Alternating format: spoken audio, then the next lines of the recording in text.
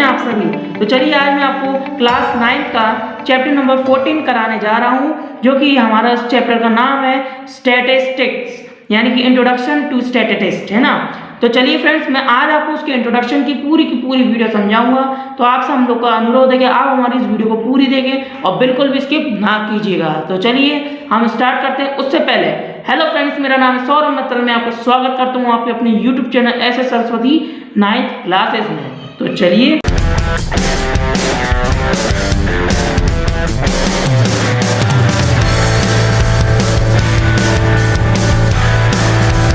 जैसे कि आज का हमारा फर्स्ट टॉपिक है मीनिंग ऑफ स्टैटिस्टिक्स। तो चलिए समझते हैं कि स्टैटिस्टिक्स होता क्या है। तो लिखा है जैसे कि it is the study of the collection, analysis, presentation and organisation of data. Friends, यहाँ पे बोला जा रहा है कि जो स्टैटिस्टिक्स होता है वो क्या होता है, एक कोई हमारी जो मैथ्स में जैसे मान लीजिए कोई अपने स्टूडेंट होते हैं, उन लोग का रिजल्ट होता है, रिजल्ट के जो मार्क्स वगैरह होते हैं उनको कलेक्ट करना, एनालाइज करना, यानी इनको अच्छे से देखना, इनको देखना कि क्या क्या कुछ है, क्या और कुछ चीज़ें ढूंढना वगैरह, प्रेजेंटेशन यानी उनको किस तरीके से प्रेजेंट करना, ऑर्गेनाइजेशन इनको ऑर्गेनाइज करना। तो फ्रेंड्स, इन सभी चीज़ों को हम क्या कहते हैं, स्टैटिस्टिक्स। तो जी सब है ना हमारा डाटा का होता है, और डाटा मैंने आपको बता दिया कि आप सभी की जो है ना रिजल्ट वगैरह होते हैं, मार्कशीट वगैरह होती है, उस सभी को प्रेजेंट करना है ना, सभी को प्रेजेंट करना, जैसे कि आपको मैंने अभी जस्ट बताया है ना। तो चलिए जैसे कि आपको ये समझ में आ गया होगा स्टैटिस्टिक्स का मीनिंग क्या होता है, कोई भी चीज़ का कलेक्शन, कोई भी डाटा जिसका आपको कलेक्शन, एनालिसिस, प्रेजेंटेशन और ऑर्गेनाइजेशन करना। तो यहाँ पर बात आती है कि डाटा क्या चीज़ है। फ्रेंड्स, मैं आपको बता देता हूँ कि जो डाटा है ना, अपन जैसे कि दोबारा से आपको समझा रहा हूँ यही बात कि ये डाटा जो होता है ना आपका, मान लीजिए जैसे मैंने आपको रिजल्ट बोला, रिजल्ट भी ठीक है, लेकिन मैं आपको और एक और एग्जांपल दे सकता हूँ। जैसे कि आप याद होगा कि आप कोई गुड्स की प्राइस होती है, कोई चीज़ आप खरीद के लाते हो तो उसकी आप प्राइस देखते हो, 2-3 चीज़ें आप खरीदते हो और उसकी प्राइस देखते हो, तो कुछ चीज़ों में प्राइस का डिफरेंट रहता है। तो आप उसकी क्या करते हो, एक शीट बना के, एक लाइन खींच के आप आराम से उसको लिख सकते हो। तो इकट्ठा लिख देते हो, जैसे एक कुरकुरे की प्राइस एक जगह पे 5 की मिल रही है, एक जगह पे 10 की मिल रही है, एक जगह पे 15 की, तो उस सबको आप इकट्ठा लिखते हो, उसको कलेक्ट करके उसका एनालाइज करते हो, उसको प्रेजेंट करते हो, और प्रेजेंट किस तरीके से करते हो और ऑर्गेनाइज करते हो। तो इन सभी चीज़ों को हम स्टैटिस्टिक्स कहते हैं, और यही हमारा डाटा होता है। तो डाटा ही तो होता है जिसका हम कलेक्शन, एनालाइज, प्रेजेंटेशन, ऑर्गेनाइजेशन करते हैं। समझ नहीं ना। तो जैसे कि आपको समझ में आ गया होगा मीनिंग ऑफ स्टैटिस्टिक्स।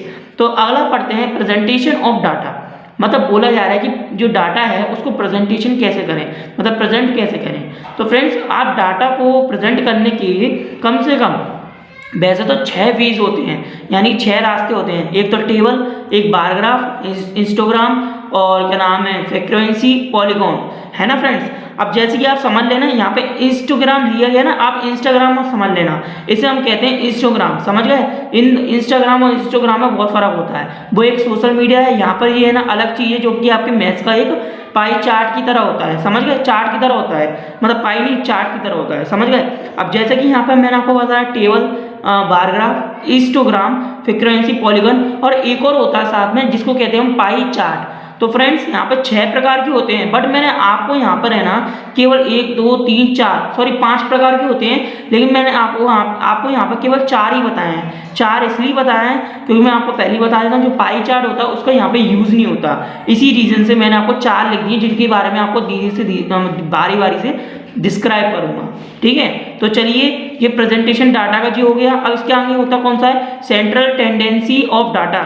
मतलब हम जो यहाँ पे स्टैटिस्टिक्स करते हैं उसको हम 3 प्रकार से भी सॉल्व कर सकते हैं। एक तो मीन, मीडियन और मोड। तो चलिए फ्रेंड्स, इसमें मीन को हम कहते हैं माध्य, मीडियन को कहते हैं मध्य का, मोड को कहते हैं बहुपद। जो हिंदी मीडियम वाले हैं वो लोग को समझ में आ सके, ठीक है फ्रेंड्स। तो जैसा कि आपको मैंने ये इतना बता दिया है, ये आपकी थोड़ी बेसिक लैंग्वेज थी। तो चलिए अब हम क्या करते हैं, इस प्रेजेंटेशन और सेंट्रल टेंडेंसी को बारी बारी से एग्जाम्पल को लेके अच्छे से डिस्क्राइब करते हैं, जिससे आपको अच्छे से समझ में आ सके। फिर उसके बाद ही हम एक्सरसाइज के सवालों को सॉल्व करेंगे। तो चलिए, फर्स्ट हमारा प्रेजेंटेशन ऑफ डाटा है, उसको सॉल्व करते हैं। तो चलिए, देखिए फ्रेंड्स, जैसा कि आपके सामने दिख रहा है प्रेजेंटेशन ऑफ डाटा। अब इसमें मैं आपको पहले बता देता हूँ, प्रेजेंटेशन ऑफ डाटा में पहले नंबर पे है टेबल। तो चलिए आइए टेबल समझते हैं। जैसे कि मैंने आपको बताया कि प्रेजेंटेशन ऑफ डाटा में इनको 5 रास्तों से, मतलब 5 वेज होते हैं जिनको हम इसको प्रेजेंट कर सकते हैं डाटा को। पहला वे है हमारा टेबल।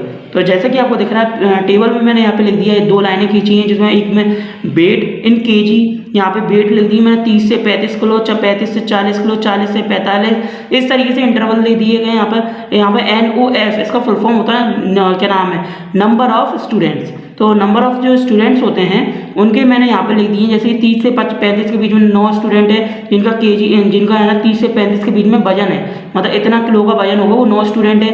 35 से 40 केजी के बीच में 6 किलो मतलब 6 स्टूडेंट है जिनका इतना किलो वजन होगा। इस तरीके से इनका यहाँ पर हमने यहाँ तक दिया गया है इनका वजन, तो इतने स्टूडेंट दिए गए, तो इन सबका यहाँ पर टोटल दिया गया है। जैसे 36 स्टूडेंट है जिनका इनका इतना टोटल स्टूडेंट में इतने 36 जो स्टूडेंट हैं उनमें ऐसे ऐसे वजन बटे गए हैं। तो इस तरीके से हम लोग इसको है ना प्रेजेंट करते हैं। इसमें अपने NOS यानी नंबर ऑफ स्टूडेंट को फ्रीक्वेंसी कहते हैं। इस टेबल को यहाँ पर ये टेबल दिख रही है नंबर ऑफ स्टूडेंट की, इसे हम फ्रीक्वेंसी कहते हैं, जिसे हमने FI से डिनोट करा है, FI से डिनोट कर दिया है, ठीक है फ्रेंड्स। तो इस तरीके से एक पहला ये तरीका है जिससे हम है ना डाटा को प्रेजेंट करते हैं। अब दूसरा तरीका देखते हैं जो कि हमारे यहाँ पर साइड में दिया है bar graph. Friends bar graph में क्या होता है, जैसे कि हमने यहाँ पर एक वर्टिकल में और एक हॉरिजॉन्टल में एक लाइन खींची है जो एक दूसरे को यहाँ पर O बिंदु पे यानी O बिंदु या बोलो 0 पे काटती है।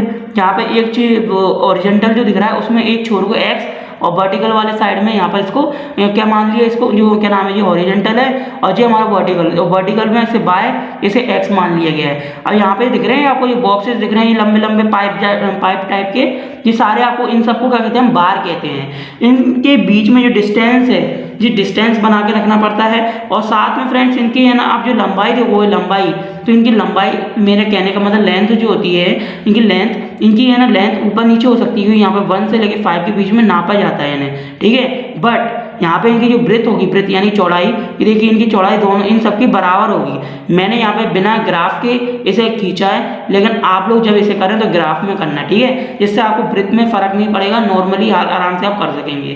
तो यहाँ पे देखिए मैंने मंथ के नाम लिख दिए, क्या नाम हॉरिजॉन्टल में जनवरी, फरवरी, मार्च, अप्रैल, मई, इस तरीके से नाम लिख दिए। यहाँ पर ये 1 2 3 4 5 6 7 ऐसे हमने नाम लिख दिए। तो इस तरीके से बता रहे हैं कि जनवरी में कहते हैं 2 होंगे, 2 स्टूडेंट हैं। इस तरीके से हमने इसको ग्राफ करके बताया है कि जनवरी में 2 स्टूडेंट है जो कि है ना यहाँ पर बताया जा रहा है, और फरवरी में 3 स्टूडेंट हैं, जो मार्च में 3 स्टूडेंट आए, 4 स्टूडेंट आए। इस तरीके से हम फोकस करते हैं। जैसे कि मान लीजिए जैसे कि मैंने यहाँ पर आपको दिया गया है, इसमें मैंने अगर मान लो स्टूडेंट का नाम लिया तो स्टूडेंट में बता सकते हैं कि जनवरी में कितने हैं, 2 स्टूडेंट आए, ठीक है।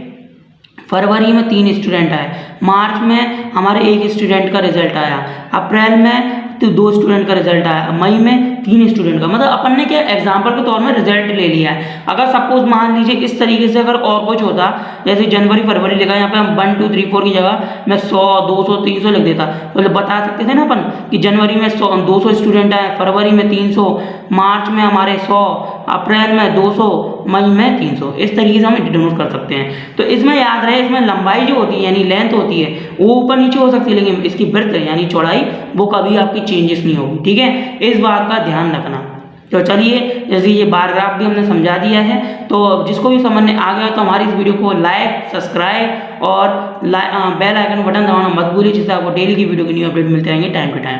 तो चलिए इसके आगे का हम बताते हैं तीसरा वे। तो तीसरा वे समझने के लिए पेज हम पलटते हैं। जैसा कि आप सभी समझ रहे होंगे फ्रेंड्स, ये आपके सामने मैंने दिया है चैप्टर नंबर 14 का क्लास 9 का पेज नंबर 3 है, जिसमें हमने हिस्टोग्राम और फ्रीक्वेंसी पॉलीगन जो कि जो 2 रह गए थे समझाने। तो चलिए आपको समझाता हूँ। तो पहले नंबर पे इसमें तीसरे नंबर पर कौन सा है, हिस्टोग्राम। तो फ्रेंड्स आपको देखते ही समझ में आ रहा होगा कि आप लोग सोच रहे होंगे कि ये बार ग्राफ से ऐसा क्यों है।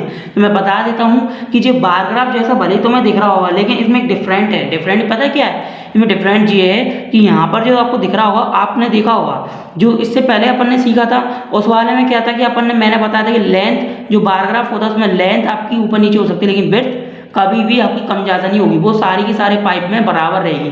बट लेकिन हिस्टोग्राम में क्या होता है कि यहाँ पे लेंथ जो है ना वो भी ऐसी ऊपर नीचे रहेगी, लेकिन यहाँ पे जो ब्रेथ है ना ब्रेथ भी घट और बढ़ सकती है। तो देखिए यहाँ पे ब्रेथ है, यहाँ पे देखिए यहाँ पे 1 यूनिट और ये 2 यूनिट के बराबर, इसलिए मैंने यहाँ पे 2 लिख दिया।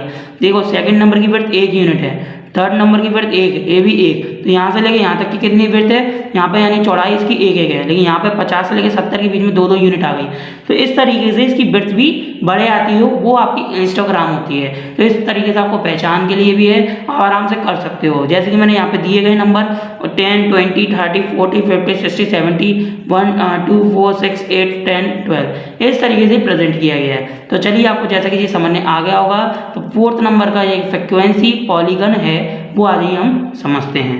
तो फ्रीक्वेंसी पॉलीगन जो दिया गया है उसमें क्या करना रहता है फ्रेंड्स, जैसे कि हमने यहाँ पे वर्टिकल और हॉरिजॉन्टल में दिए गए नाम, जिसमें एक साइड एक्स ले ली, एक साइड वाई ले लिया। अब इसमें क्या फ़र्क होता है मैं जी बता देता हूँ। जैसा कि आप सभी जानते ही हैं फ्रेंड्स, अपन ने अभी तक जितने भी सीखे थे उसमें बताया था कि मैंने ये जितने स्टूडेंट होते हैं उतने अपन डॉट लगा के लाइन खींच देते हैं, अपन बंद कर देते हैं। लेकिन यहाँ पर क्या होता है, यहाँ पर हम उसको लाइनों के थ्रू समझाते हैं। यानी कि यहाँ में से है ना पाइप नहीं है, ये पाइप जिसे हम बार कहते हैं, यानी इससे पहले वाले समय मैंने बार बताया था, ये भी ये इस टाइप से बार है। तो ये यहाँ पे जितने भी बार है इंस्टाग्राम वगैरह है, इस तरीके से यहाँ पे नहीं करना है। यहाँ पे तो हमें क्या करना है, पहले नंबर जैसे कि मान लीजिए मैंने है ना, जैसा कि मैंने यहाँ पर क्या करा है, यहाँ पर मैंने डॉट के जरिए यहाँ पर आपको शो करके दिखाया। देखिए जैसे कि फ्रीक्वेंसी भी मैंने सेम बना दी टेबल, यहाँ पे 2 से लेके 14 तक टेबल लिख दी, यहाँ पे 135 से लेके 185 तक का लिख दिया, 5 का डिफरेंस लेके नंबर्स। तो यहाँ पे मैं बता रहा हूँ कि यहाँ पर जैसे कि 4 पे 185 है, तो यहाँ पर 135 है, तो यहाँ मैंने क्या करा, डॉट लगा दिया इस तरीके से। यहाँ देखो डॉट लगा दिया यहाँ पर, और यहाँ पर डॉट लगाने के बाद इसे क्या करा, एक डॉट लगा दिया और एक लाइन की तरह नाप लिया। ठीक है, ऐसे ही यहाँ पे 145 पे है, तो यहाँ इस तरीके से उसको डॉट लगाता गया और यहाँ एक डॉट पटक दी। यहाँ पे भी ऐसे डॉट लगा दी, यहाँ डॉट लगा दी, इनको एक नाम दे दिए ABCDEFG। अब क्या करा, यहाँ पे हम बार ग्राफ नहीं बनाए, यहाँ पे बार ग्राफ की तरह हम लाइनें नहीं खींचेंगे। यहाँ पे हम क्या करेंगे, सीधा सीधा पॉइंट से पॉइंट यानी डॉट से डॉट मिला देंगे। तो देखिए यहाँ पे डॉट था 0 से यहाँ, यहाँ से यहाँ, यहाँ से यहाँ, यहाँ से यहाँ, यहाँ से यहाँ, ऐसे करके हमने क्या करा, एक लाइन ड्रॉ कर दी। तो इस तरीके से क्या होता है, ये फ्रीक्वेंसी पॉलीगन होता है, जिसको हम इस तरीके से सॉल्व करते हैं। कुछ नहीं फर्क फ्रेंड्स, वही होता है, एक ही बात होती है, बस इनके हैं पार्ट दे दिए गए हैं, यानी कि इनको सेपरेट कर दिया है। एक ही चीज़ को इन्हें 4 चीज़ों में सेपरेट कर दिया है, अलग अलग पार्ट्स में।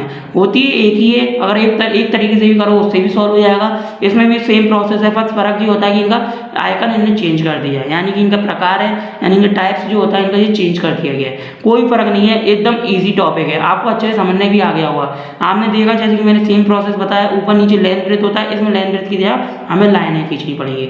तो आपको ये समझ में आ गया होगा। तो चलिए, जैसा कि मैंने आपको ये बता दिया आपको प्रेजेंटेशन ऑफ डाटा, अब मैं आपको लास्ट टॉपिक बताऊंगा, सेंट्रल टेंडेंसी ऑफ डाटा, यानी कि सेंट्रल टेंडेंसी ऑफ डाटा। तो चलिए आज ये समझते हैं क्या चीज़ है वो।